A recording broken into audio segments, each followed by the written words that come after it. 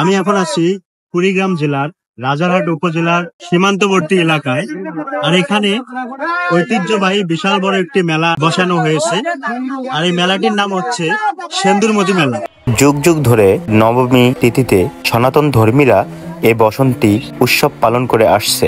কথিত আছে চিলমারি ব্রহ্মপুত্র নদে অষ্টমী তিথিতে স্নান শেষে ঐতিহ্যবাহী সেন্দুরমতি দিঘিতে নবমী স্নান সম্পূর্ণ করলে সনাতন ধর্মীদের পুরোপুরি পাপমোচন হয়। এজন্য সেন্দুরমতি দিঘিতে হাজার হাজার ভক্ত স্নান করতে আসছেন। এই দিনটি উপলক্ষে সেখানে বিরাট মেলা বসে। কথিত আছে সেখানে বাস করতেন এক রাজা। একসময় রাজ্যে তীব্র খরা দেখা দেয়। নদী নালা খাল বিল ফেটে চৌচির, প্রজারা পানির ভীষণ কষ্টে পড়ে। পরবর্তীতে রাজা ভীষণ দুশ্চিন্তায় পড়ে যায়। পরে রাজপ্রাসাদ থেকে একটু দূরে বিশাল নদী খননের উদ্যোগ নেয়। সেখানে হাজার হাজার শ্রমিক নিয়োগ করা হয়। পরে অনেক গভীর খনন করার পরেও এক ফোঁটা পানিরও দেখা পায় না।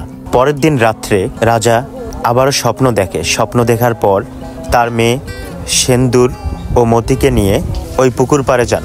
পুকুর পাড়ে যাওয়ার পর হঠাৎ করে জমিদারের মনে পড়ে যায় কিছু জিনিস সে ছেড়ে এসেছে। সে পুকুর পাড় থেকে সেন্দুর ও মতি মেয়েকে রেখে উঠে আসে। উঠে আসার পর পুকুরে পানি ভরপুর হতে থাকে।